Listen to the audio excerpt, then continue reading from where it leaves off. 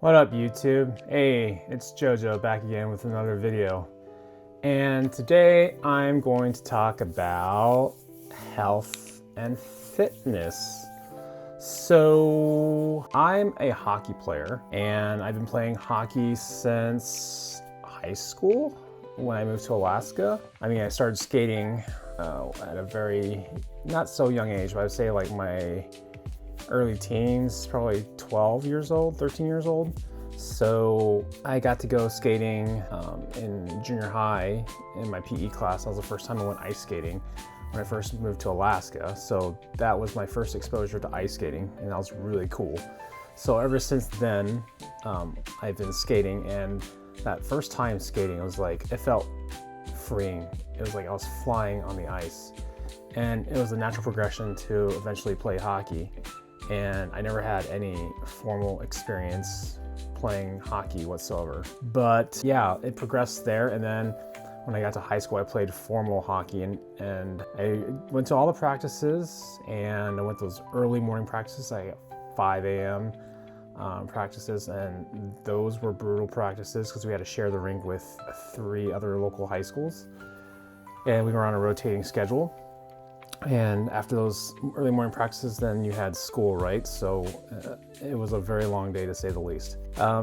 As much as I went to all the practices, I rode the bench a lot. I rode pine a lot, so that sucked. So all that work, all going to those practices felt like it was for nothing.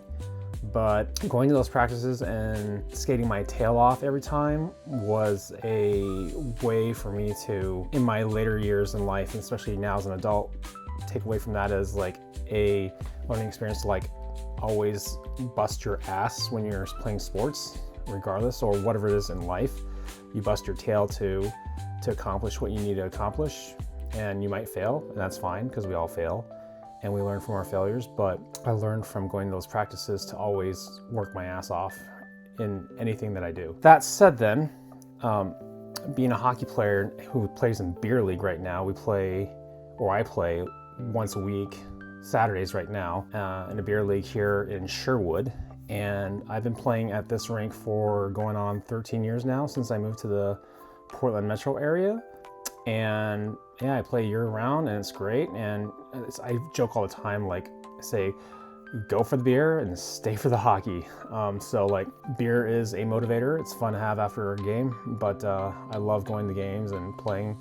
And right now, my team is on a major losing streak. We've only won 1 game so far this season, which is fine. Hopefully when the fall season rolls around, we will start winning more games, because we have had some people take breaks during the summer season, which is fine. That's why we're losing a lot, but that's okay. If I were a little bit younger, I would have been like really upset about losing all these games, but now that I'm playing in a more advanced league, I could care less if we win or lose. I care if we win, which would be great, but if we lose, it's not a big deal. For me, it's like all about the competition and the exercise, and yeah, I love it. I play as defense, and I can also play left, center, and right wing. So I can play all the positions outside of goalie. I would love to play goalie, but I don't, because that position is super expensive. Like, to play goalie, you have to buy all the gear, and goalie gear is super expensive. Like, I've heard people shelling out $300 for a goalie stick, and I'm like, oh my gosh, $300? That is crazy just for a goalie stick. But then again, normal hockey sticks can go up to $300, $400 too. I don't pay that amount for my sticks. Like, the amount I pay most is like maybe $125, $150 maybe for a stick, and that's on the low end, and even then it's still expensive. But anyway, I play all those positions outside of goalie, and it's really fun.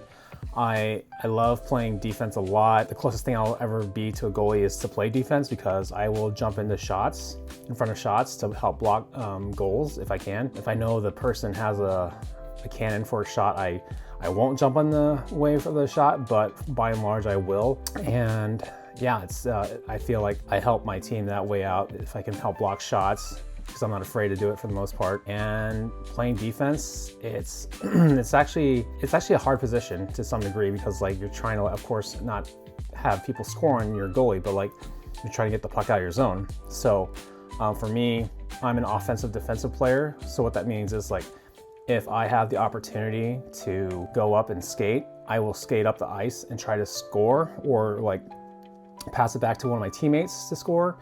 But I will go, what they say, coast to coast from my end to the other end of the rink, and I will double back to get back to my position. But because of that, I feel that I wouldn't be able to do that if I didn't train properly. Going to like my point of health and fitness, obviously hockey being part of my fitness regimen, I train at Orangetheory Fitness like 3 times a week. And for the past 4 months, I've been training with a 20-pound weighted vest and a training mask.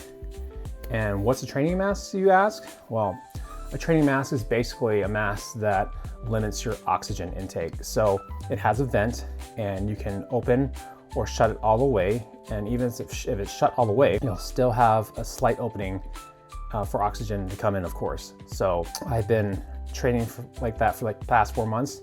And because of that, it has accelerated my VO2 max. And a VO2 max is basically how much oxygen you can consume or use when you're exercising or working out or even playing a sport.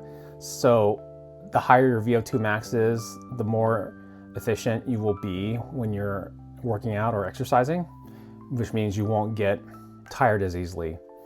You won't get winded. So because I've been doing that for like the past 4 months, my VO2 max has gone through the roof. I was measured at a level of 62 by my Apple Watch, and that level is for the age range of 20 to 29-year-olds, and I'm 45. So for me to be that high, measured by my Apple Watch, is really amazing. So if I didn't do that, I wouldn't be able to do the things I do on the ice. And the workouts at Orangetheory are no joke. They are always difficult and challenging, regardless of what class you're in. And what I love about those classes at Orangetheory is that the classes are never the same. They're always different every day, unless they're like signature workouts, which will happen 1 to 2 times a year possibly. But I've been doing Orangetheory since 2017, outside of the COVID years, of course, and training that way. And I actually used to work at Orangetheory for a few years.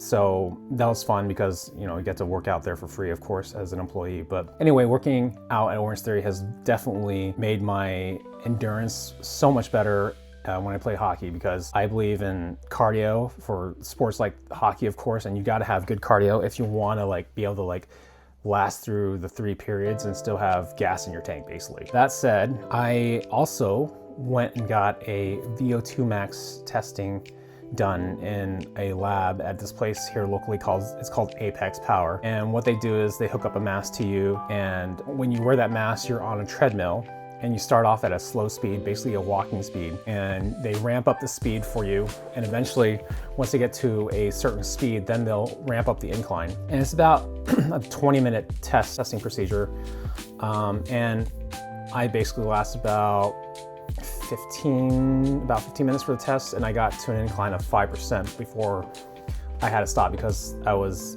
basically at a point of exhaustion. So when you get to that point, they obviously stop for the test. And my reading in the lab was listed as 47.9. I'll chalk it up to 48. That said then, even though it was about 48, that's still pretty high for someone of my age.